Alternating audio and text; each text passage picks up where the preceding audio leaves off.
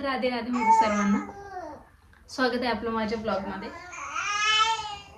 सावली आवाज. तर मी हा ब्लॉग माझ्या प्रेग्नन्सी जर्नीवरती घेऊन आलेली आहे. मी माझ्या फर्स्ट ट्रायमेस्टरमध्ये काय अनुभवलं, मी कुठे चेकअप केलं, माझं मी कसली काळजी घेतली, ते सगळं मी ह्या ब्लॉगमध्ये तुम्हाला सांगणार आहे. तर मी जेव्हा मागच्या वर्षी डिसेंबरमध्ये मी पुण्याहून नाशिकला जायला निघाली होती आणि तेव्हा मला ॲसिडिटी होत होती त्याच्या आधीच, म्हणजे जायच्या 2-4-5 दिवस आधीच. म्हणजे माझं मला असं वाटलं की माझी झोपण्याची वेळ चुकली किंवा खाण्याचं टाईम चुकला वगैरे असं वाटत होतं मला. तर मला ॲसिडिटी झाली आणि मी ना ॲसिडिटीची एक गोळी घेतली होती, म्हणजे एक पॅकेटच घेतलं मी खरं म्हणजे, कारण मला सारखी ॲसिडिटी व्हायची, कारण मला ना झोपच लागायची नाही कधी, म्हणजे असं महिना झाला होता तेव्हा, तर झोपच लागायची नाही सारखं. त्याच्यामुळे मी ना पॅकेटच घेऊन घेतलं होतं. तर काय झालं, मी माझं ते पॅकेट आहे ना ते सोबत ठेवलं जेव्हा नाशिकला जात होती तेव्हा. तर मला बसमध्ये, आणि मी शिवाई केलेली होती, शिवाईचं तिकीट केलेलं होतं, म्हणजे ती इलेक्ट्रिक बस आहे आणि AC आहे, त्याच्यामुळे तिथे त्रास होण्याचं काहीच कारण नव्हतं. मला कधीच ना रिक्षामध्ये ना आपली लालपरी असते त्याच्या बसमध्ये वगैरे कधीच त्रास होत नाही उलटी वगैरेचा. तर त्या दिवशी झालं असं, माझी इथून 6-7 वाजेची काहीतरी का रात्रीची बस होती, मला वाटतं 10-10च्या आसपास, कारण मी पहाटे पोचणार होती नाशिकला असं. तर मी बसली. तर प्रवास सुरू झाल्यानंतर दीड तासामध्ये मला मळमळ व्हायला लागली अचानक. आणि मला तेव्हा असं डोक्यात पण नव्हतं की मी असं, म्हणजे असा विचारच आला नाही की मी प्रेग्नेन्सीमुळे होत असेल किंवा असं काहीच विचार आला नाही. त्याच्यामुळे मी नॉर्मली होती. मी म्हटलं ॲसिडिटी का झाली बसमध्ये, तर म्हणजे मळमळ का झाली, सॉरी, बसमध्ये तर मला कधी त्रास होत नाही, कधी काय नाही. तर मला काय वाटलं, कदाचित मला ॲसिडिटीमुळे होत असेल मळमळ. मी काय केलं, तेव्हा ॲसिडिटीची गोळी खाल्ली आणि मला थोडं ठीक वाटलं, कारण मला असह्य होतं ते, कारण आता आणि उलटीसारखं जरा वाटलं मला, कारण ॲसिडिटी झाल्यानंतर पित्त वगैरे असं उलटीसारखं होतं. तर मग मला तसं वाटलं. मग मी काय केलं, मी ती गोळी खाल्ल्यानंतर थोडं बरं वाटलं. मी पहाटे पोचल्यानंतर मला तरी तो त्रास होतच होता, म्हणजे असं मळमळ वगैरे असं नाही का, तसं होत होतं. मग मी एक मिनिट.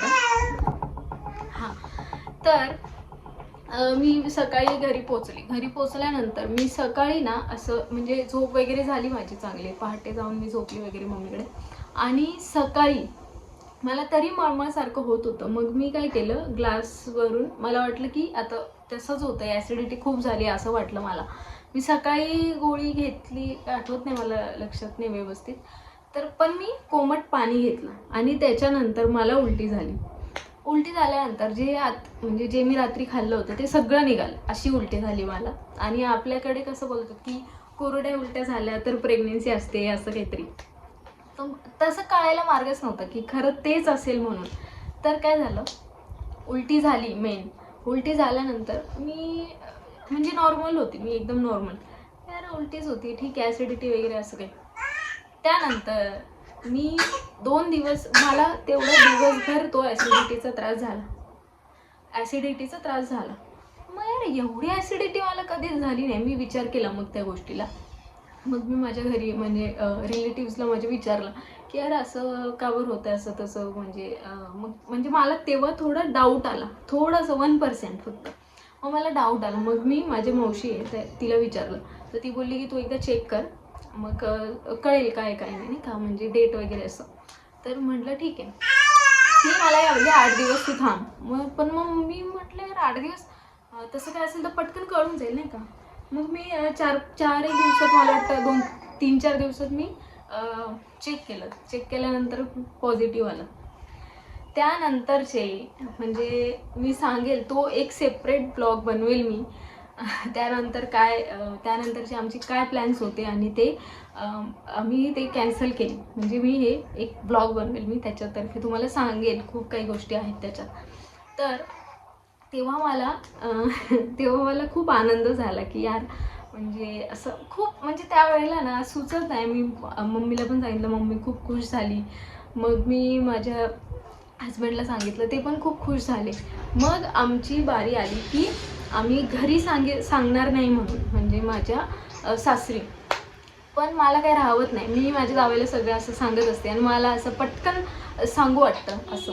मग पण मी थोडंसं सबर घेतला आणि मग सांगितलं म्हटलं मी 2-3 दिवसांनी जाणार आहे चेकअपला वगैरे. तर बोलले ठीक आहे चालेल. ते पण खूप आनंदी झाले. ते स्वतः पण बोलले की मग सांगू नको, आपण नाही का सरप्राईज वगैरे ठेवू. पण काय सरप्राईज नाही राहिलं, ते सगळं फुटून गेलेलं.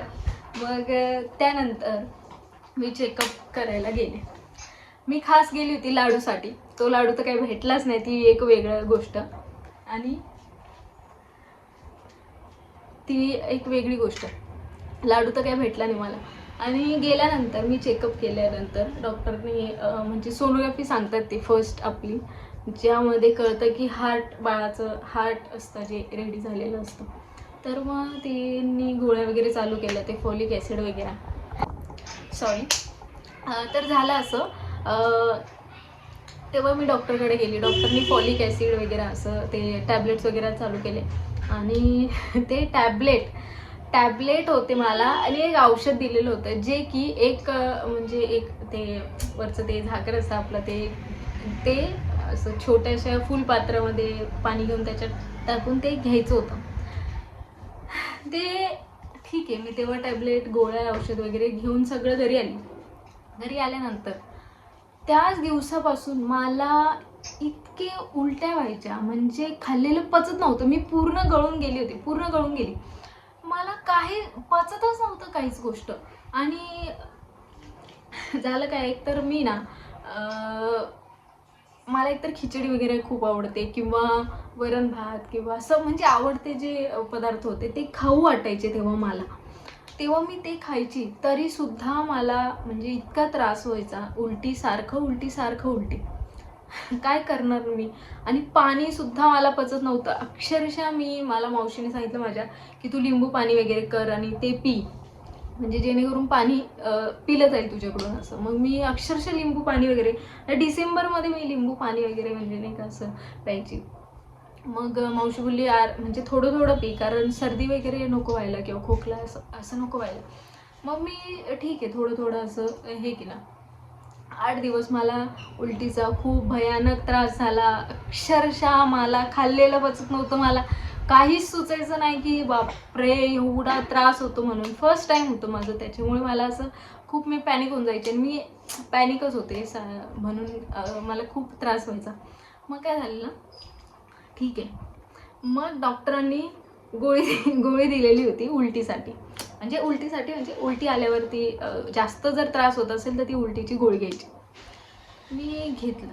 एकतर कसं व्हायचं, एकतर मला गोळ्या औषधांचा खास फोबिया आहे, म्हणजे मी घेतच नाही.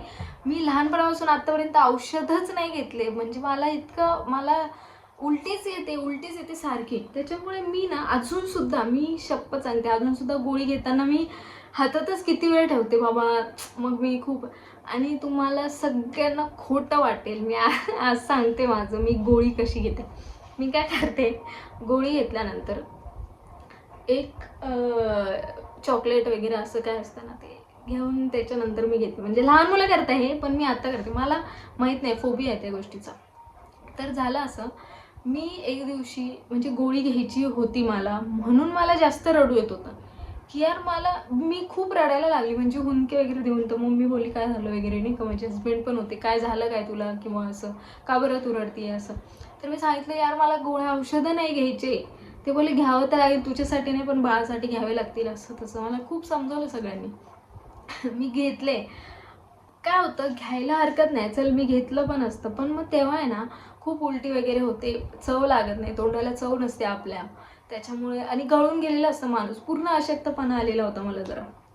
त्याच्यामुळे ना ह्या सगळ्या गोष्टी, मग असं वाटतं यार फक्त आराम करावं, काहीच जास्त असं खाऊ नये, चटपटीत खावं, असं हे सगळ्या गोष्टी वाटतात. मग डॉक्टरने मला सोनोग्राफी वगैरे सांगितलेली तेव्हा. तर त्याच्यामध्ये ना हार्ट बाळाचं रेडी झालेलं असतं, त्याचे ठोके माहिती पडतात बाळाच्या.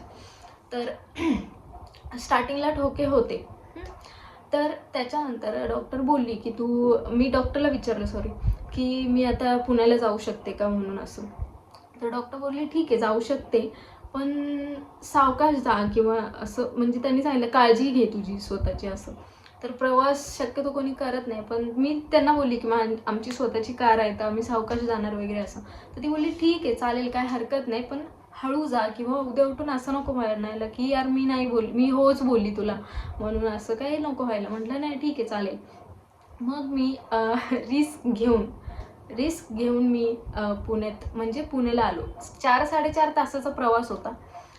आम्ही अक्षरशः 8 ते 10 तासात आम्ही पुण्यात पोचलो होतो. म्हणजे त्यावेळेला अक्षरशः इतकं वैताग, खूप स्लो आलो होतो आम्ही, खूप स्लो. कारण त्यावेळेला प्रवास कोणीच करत नाही आणि डॉक्टरने म्हणजे बोललीच होती ती जरा काळजी घे. आणि त्याच्यानंतर डॉक्टरने मला एक सांगितलेलं की तू जड काम करू नको, जड कुठलीही गोष्ट उचलू नको, जास्त असं पायऱ्या वगैरे असं म्हणजे खूप असं चालू उतरू चढू नको म्हणून असं सांगितलेलं, जास्त जड कामं नको करू. म्हणून मी ते अवॉइड केलं होतं. त्याच्यानंतर मी देवाचं म्हणजे तेव्हा आता प्रेग्नेन्सी राहिली म्हटल्यावर आपण चांगले विचार ठेवतो, चांगल्या गोष्टी करतो असं. तर मी तेव्हा ना देवाच्या सगळ्या गोष्टी केलेल्या. तर कृष्णाचं नामस्मरण करायची मी, अक्षरशः माझ्याकडे माळ आहे, ती माळ जपत राहायची मी सारखं. आणि ते 8-10 दिवस 10-15 दिवस मला तो त्रास झाला उलटीचा, विकनेस किंवा मळमळ होणं, हे सगळं त्रास मला खरंच झाला तेव्हा. त्याच्यानंतर मी पुण्यात आल्यानंतर नाशिकहून सेकंड मंथ तर ठीक आहे, म्हणजे सेकंड मंथ ऑलरेडी सुरू झालेलाच होता. आणि कसं असतं आपला ऑलरेडी माझे सोनोग्राफी जेव्हा केली ना माझी, तेव्हा ऑलरेडी 5 वीक्स झालेले होते, म्हणजे दीड महिना झालेलाच होता, 5 का 6 वीक असं काहीतरी. तर 1.5 महिना ऑलरेडी मला झालेला होता. त्याच्यामुळे जो सेकंड मंथ होता तेव्हा मी पुण्यात होती. पुण्यात असताना मला त्याच्यानंतर कसला त्रास झाला नाही. फक्त एक गोष्ट, जेव्हा मी मसूरची डाळ खायची तेव्हा मला उलटी व्हायची. तर मी मसूरची डाळ तेव्हा खाल्ली. मग मला काय वाटलं स्टार्टिंग आहे म्हणून कदाचित उलटी होत असेल म्हणजे याच्याने.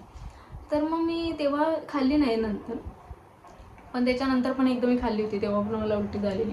त्याच्यामुळे मी मसूरची डाळ पूर्ण 9 महिने 2च वेळेस खाल्ली, 2 वेळेला उलटी झाली. त्याच्यामुळे मी अवॉइड केलं नंतर. तर सेकंड मंथ तर झाला नॉर्मली असं. आणि मी फ्रूट्स वगैरे खूप खाल्ले, नारळ पाणी खूप जास्त पिलं. आणि पाण्याचं प्रमाण, आणि मेन काय असतं आपलं पाण्याचं प्रमाण लोक खूप सांगतात पिण्यासाठी. आता डॉक्टर मला बोलली की ती असं की ठीक आहे पाणी वगैरे असं, डॉक्टर लोक सांगत नाही कारण म्हणायला गेलं तर की तू पाणी वगैरे पी वगैरे असं, पण ते सांगतात असं की नॉर्मली तू खा वगैरे, जेवण वगैरे प्रॉपर असं व्यवस्थित कर असं. आणि मी 3च ग्लास पाणी प्यायची, सकाळ दुपार संध्याकाळ, संपलं. त्याच्यानंतर जशी प्रेग्नेन्सी राहिली आणि बाकीच्यांना कळालं, 3ऱ्या महिन्यामध्ये मी ना पुण्यात असताना मी माझं म्हणजे चोरोटीचा कार्यक्रम केला. तेव्हा मी पोस्ट केलं होतं इंस्टाला वगैरे सगळीकडे. तर माझे खूप फ्रेंड्स लोकांनी बघितलं, मावशी, माझे सगळे म्हणजे रिलेटिव्स वगैरे. तर त्यांनी सगळ्यांनी मला सांगितलं पाण्याचं प्रमाण तू चांगलं ठेव, पाणी जास्त पी. आणि जेव्हा माझी प्रेग्नेन्सी राहिली तेव्हा मी ठरवलं होतं माझी नॉर्मल डिलिव्हरीसाठीच मी प्रयत्न करणार. त्याच्यामुळे पाण्याचं प्रमाण हे जास्त सांगितलं होतं मला सर्वांनी. मी 3 ग्लास प्यायची. मी हळूहळू पाण्याचं प्रमाण वाढवलं आणि दिवसाला 3 लिटर मी पाणी प्यायची. तर तुम्ही पण जर कसं असतं माहिती का, आपण पाणी आहे ना थोडंच पितो किंवा 3च ग्लास पितो किंवा एकदम नॉर्मली, तर काय करा हळूहळू प्रमाण वाढवा पाण्याचं. मी काय करायची, आता समजा 3 ग्लास मी पिते समजा असं काही, तर मी मध्ये पण प्यायची, मध्ये समजा मला आठवण आली किंवा असं. तर नंतर काय केलं, उठायचं खूप कंटाळा यायचं मला कधी, तर मी बॉटल भरूनच ठेवायची. तर बॉटल माझी 1 लिटरची होती. मग मी त्याचं प्रमाण ठेवलं की यार ही बॉटल ना दिवसातून 2-3 संपले पाहिजे. तर माझे हजबंड माझ्याकडे असं ठेवायचे लक्ष की यार तू ही बॉटल संपवली नाही वाटतं, 1च झाली वाटतं तुझी किंवा 2च झाले की काय असं. म्हणून मग मला ते कळालं की यार 2-3 बॉटल मी पिली पाहिजे म्हणून दिवसात. रात्री तर ठीक आहे, रात्री आपण कमी पितो थोडंसं असं, पण दिवसभरात मी प्यायची, कारण दिवसभरात असंही वॉशरूमला खूप जायला लागतं, वॉशरूम खूप येते त्यावेळेला, त्याच्यामुळे दिवसा खूप पाणी प्यायची मी. आणि रात्री एवढं काही नाही, झोपेत वगैरे एवढं काही नाही. तर पाण्याचं प्रमाण मी खूप जास्त ठेवलेलं. त्यानंतर खाण्यापिण्याकडे मी कसं जेवण वगैरे प्रॉपर करायची. मला डाळींची तर अक्षरशः शिशारी बसली होती. डाळी मी खाल्ल्याच नाही, उसळ सोडून खाल्ल्याच नाही. कडधान्य हा प्रकारच नाही खाल्ला मी. उसळ सोडली तर बाकी काहीच खाल्लं नाही. बाकी पालेभाज्या मी खूप खाल्ले, फ्रूट्स खूप खाल्ले. त्यावेळेला संत्रीचं कसं सीझन असतो, म्हणजे डिसेंबरच्या आसपास संत्री खूप येतात. तेव्हा घरी पण अक्षरशः मम्मीने 2-3 किलो संत्री आणले होते. ते संत्री किती खाणार ना. कधी कधी काय होतं, खूप शिशारी बसून जाते. खूप खाल्लं ना आपण 2-4 दिवस, खूप खातो, नंतर नाही होत. तर माझ्याकडून ना मी काय जास्त तेव्हा खूप कमी खाल्ले होते. तेव्हा मग खूप सारे आणले होते तरीसुद्धा. मग मी फ्रूट्स खूप खाल्ले.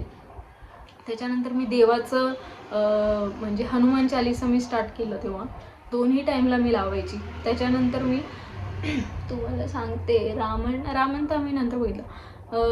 हां, रामायण मी चालू केलं, पण ते तिसऱ्या-चौथ्या महिन्यामध्ये बघितलेलं असं.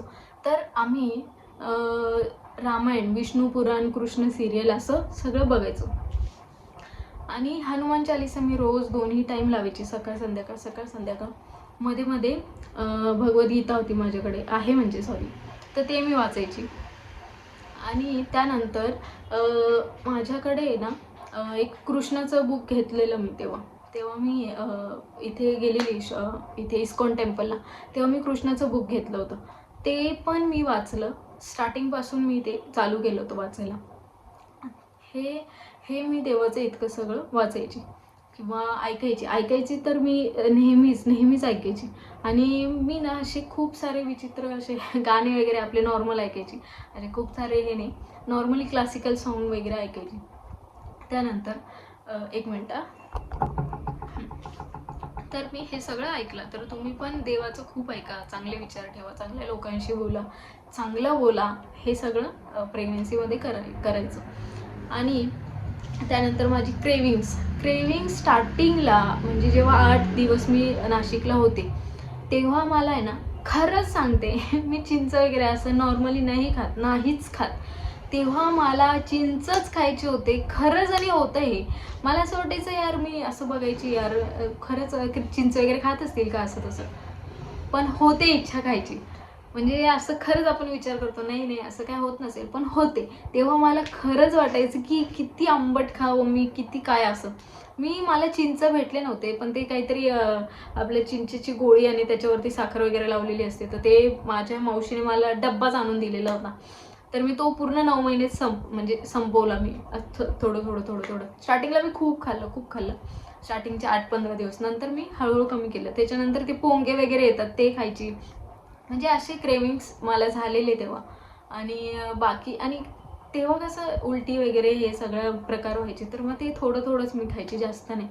आणि त्याच्यानंतर मी तुम्हाला सांगते, जेवण तर मला प्रॉपर गेलं नव्हतं. त्याच्यानंतर मी सगळं जेव्हा मला उलटीचा त्रास, ॲसिडिटी वगैरे थोडी कमी झाली, तेव्हा मी प्रॉपर जेवायला सुरुवात केली.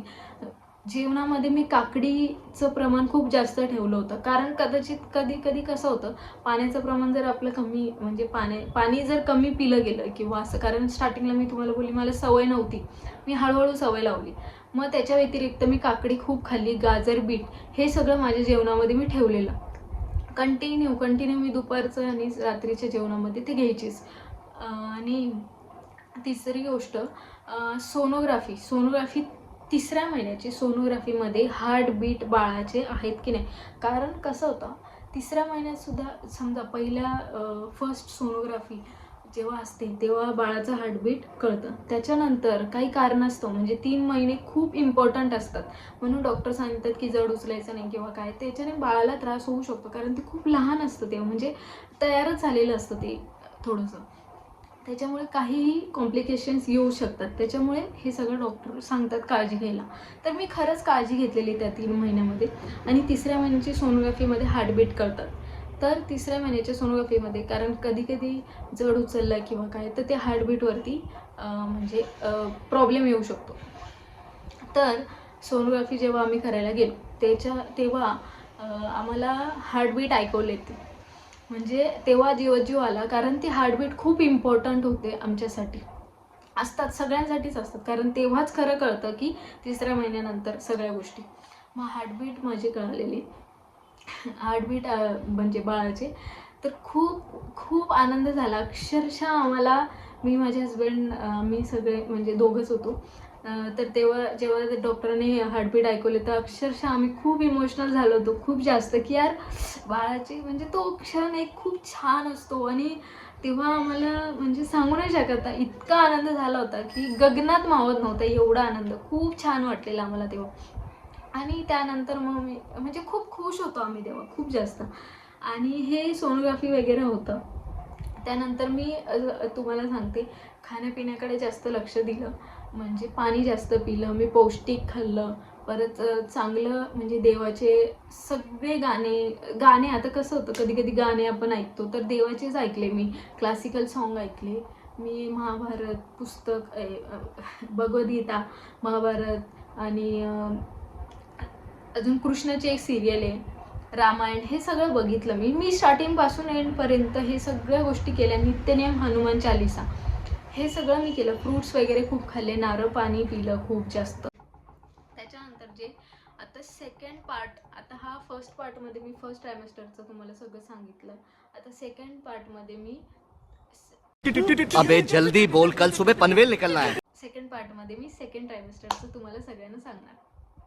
तर पार्ट 1 मध्ये मी फर्स्ट ट्रायमेस्टरमध्ये माझ्याकडून मी जे अनुभवलं, जे मी काळजी घेतली, काय नाही घेतली, कसले टॅबलेट्स वगैरे, टॅबलेट्स मी घेतलेल्या, तर हे सगळं मी ह्या ब्लॉगमध्ये तुम्हाला सांगितलं. ह्याच्या व्यतिरिक्त काहीही प्रश्न असतील तर तुम्ही मला कमेंट करा. कुणी म्हणजे मला कोणी इन्स्टाला ॲड असेल तर मला तिथे मेसेज करा, मी तुम्हाला सांगेल. आणि आता आपण सेकंड माझं ट्रायमेस्टरमध्ये भेटूया. पार्ट 2 मी लवकरच अपलोड करेल, प्रयत्न करेल, लवकरच करेल. पटापट आता मी डेली टाकणारच आहे, तसं आफ्टर डिलिव्हरी वगैरे सगळं टाकणार आहे. आणि हा ब्लॉगपासून तुम्हाला माहिती मिळाली असेल, आवडला असेल तर लाईक करा, शेअर करा, सबस्क्राईब करायला विसरू नका, आणि बेल आयकन क्लिक करा, म्हणजे जेणेकरून तुम्हाला माझे डेली ब्लॉग्स वगैरे काय असतील तर ते तुम्हाला नोटिफिकेशन येणार. तर आपण भेटू नेक्स्ट ब्लॉगमध्ये.